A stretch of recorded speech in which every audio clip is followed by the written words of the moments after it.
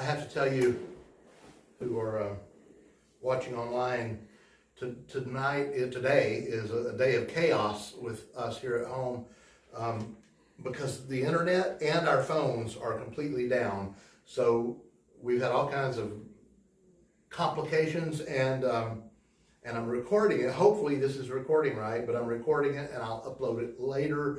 Hopefully you'll be able to see this Sunday or Monday or whenever you get around to it. But we have been studying the life of Jesus, and we finally got to his birth, and we finally got to the wise men and the shepherds visiting last week, and we got to the angels singing glory to God in the highest.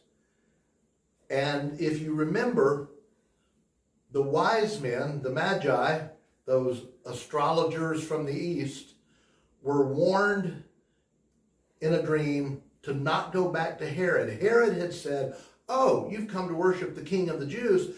Tell me when you find him so I can come worship him too." Herod had no intention of worshiping him too. So the wise men were warned in a dream, and they went home by a different route. So that's where we're picking up.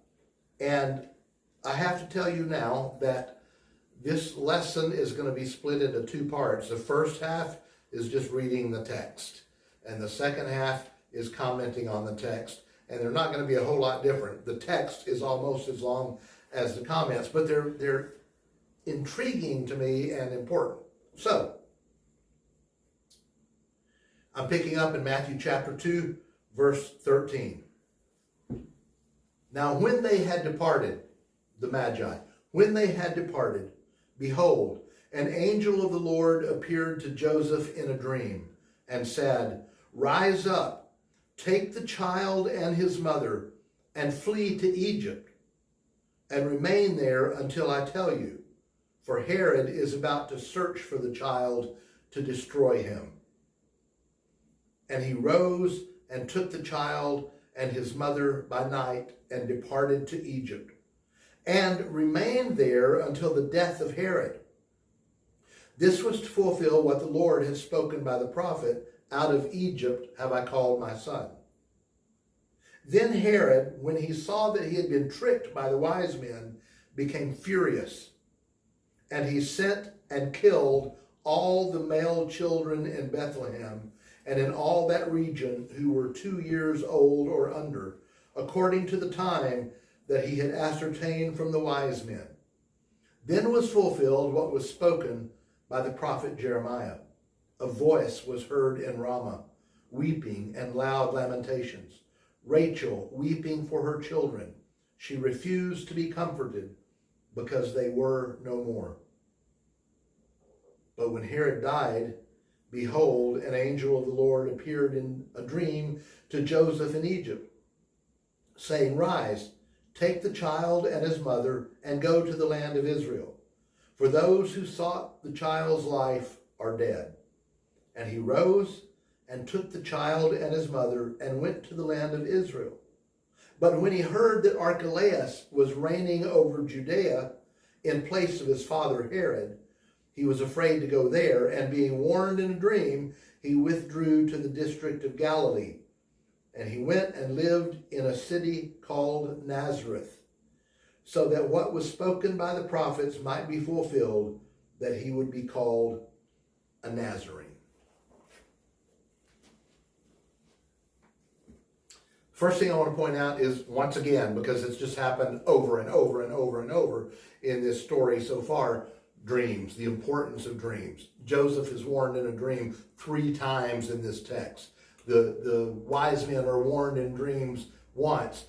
Previous to this, Joseph is spoken to by angels in dreams. The dreams are so hugely significant in the birth story of Jesus, and really in the whole of the Bible, from Joseph having his many dreams in the book of Genesis all the way to these stories, and the apostles having dreams, and even the book of Revelation being a kind of vision or a set of dreams. Dreams are hugely significant in the Christian faith, and I'm not going to go down that rabbit trail right now, but I think we ought not be too hasty to dismiss the impact of dreams in our own lives. And I could tell you stories. I'm sure everybody else could tell you stories. But dreams matter, and dreams can be directives from God. So Joseph is warned in a dream, and he flees to Egypt. Herod is out to kill Jesus. We're watching faithfully, chronologically, we're watching the whole Star Wars series right now, Candy and I. And Darth Vader is out to get Luke Skywalker. That's his quest. He's out to destroy Luke.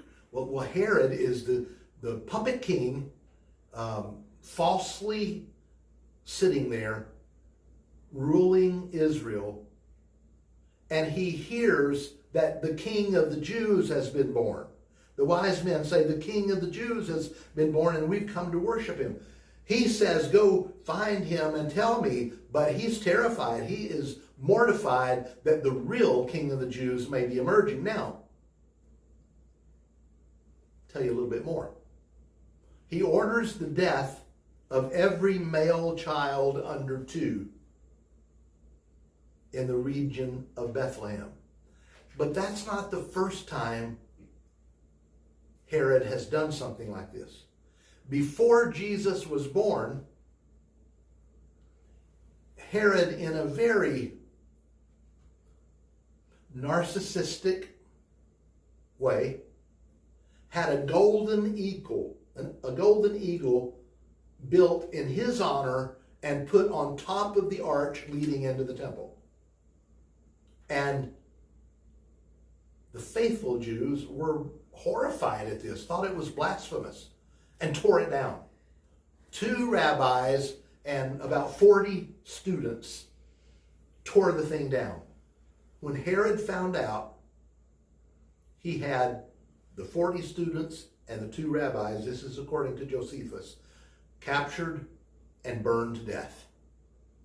Before that, the family line that ruled in Egypt before Herod were the Hasmoneans. When Herod came into power, he was so threatened by the Hasmoneans that he had every male descendant in the Hasmonean line, including children, murdered. So this is not something new for Herod. Herod was a brutal and an evil man, a murderous man, full of himself.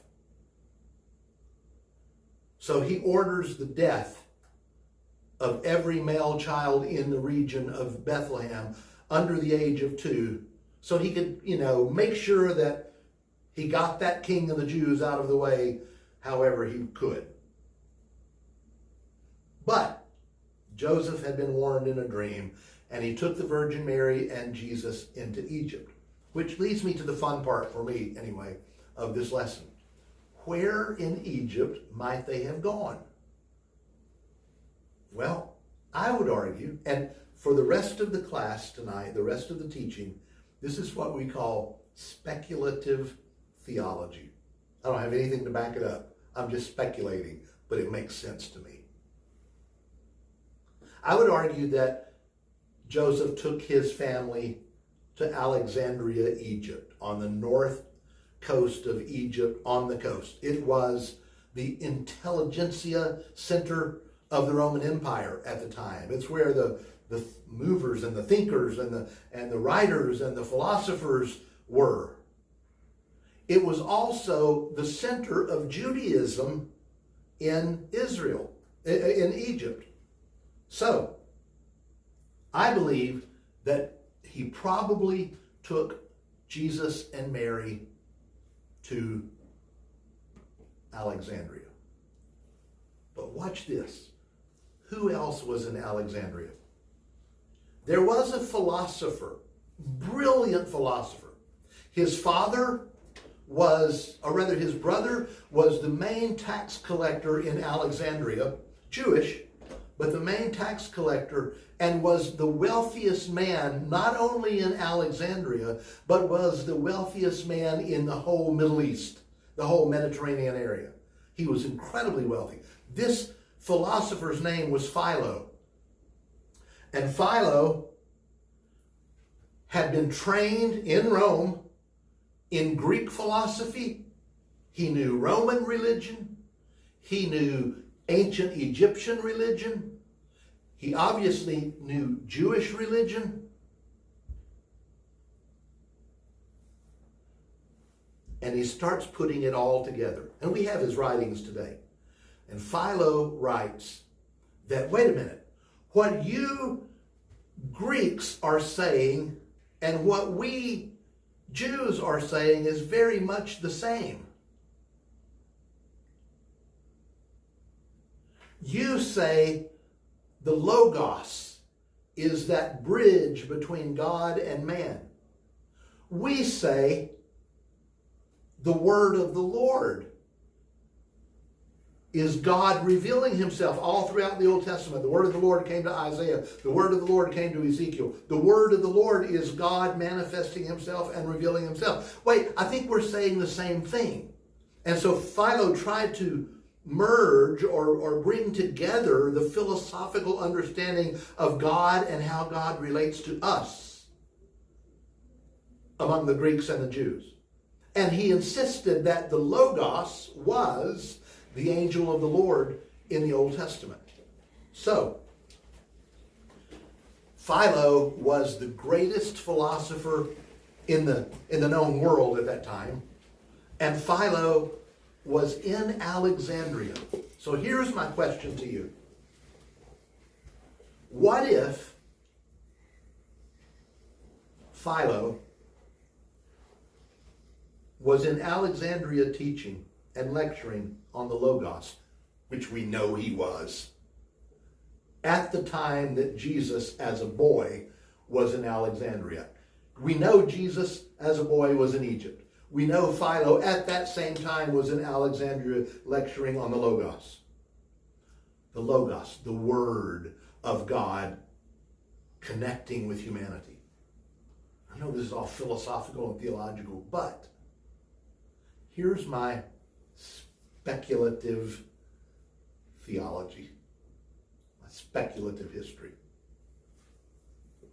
What if Philo is sitting there in some synagogue teaching on the Logos of God, connecting with man, and there's a little 4 or 5-year-old boy sitting there beside his father Joseph, listening to this teaching. And decades later, that little boy's best friend would become the source for the 4th gospel, the Gospel of John, which begins, in the beginning was the Logos, and the Logos was with God, and the Logos was God. What if Philo was standing in some synagogue lecturing about the Logos, not knowing that the Logos himself was sitting there as a little boy listening? John 1:1. In the beginning was the Word, and the Word was with God, and the Word was God. And then verse 14, that incredible statement, and the Word became flesh and dwelled among us, and we beheld his glory, the glory of the one and only. So that's my speculation. Whether it happened or not, I will have to wait until heaven to find out. But I want to bet money that it did. So Herod dies. This murderous thug dies. And the word gets to Joseph in Egypt that Herod is dead. So he starts to bring his son and wife back into the land of Israel. But the text says that Archelaus, Herod's son, took his throne. Archelaus, as horrible as Herod was, and he was murderously horrible. Archelaus was even worse. In fact, compared to Archelaus, Herod was considered something of a diplomat and a statesman. Although he burned 40 students to death because he didn't like them and he thought they were revolting against him, and murdered the boys under 2 years old in the Bethlehem area. He was better than his son Archelaus. So Joseph is headed back to Israel, and he gets word again through a dream that Archelaus has taken over his father's rule. But that was only in the land around Jerusalem, in Judea.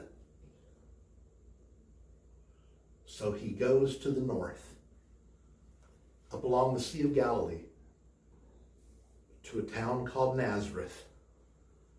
And that is where Jesus is raised, because Archelaus has no authority there. If Jesus was a threat for Herod, Jesus would have been a threat for Archelaus. They both were terrified of the true King of the Jews. So Jesus goes to Nazareth as a boy, and he spends the rest of his childhood there. And that's where we end tonight. Jesus, just a boy, son of a carpenter stonemason, growing up, following in his daddy's footprints. Until next week, we see one more story from Jesus' childhood. We jump 12 years from the birth of Jesus, or Jesus in Egypt, all the way up until he's 12 years old in the temple. And he says some things there that are as revelatory and mind-blowing as him being the Logos. We're going to look at that next week. And then, after that, he disappears from the scene for over 20 years. We don't know anything about Jesus from the time he's 12 until the time he's 30. We'll pick up next week with Jesus visiting the temple, and we'll see the first recorded words of Jesus in that story. Thank you.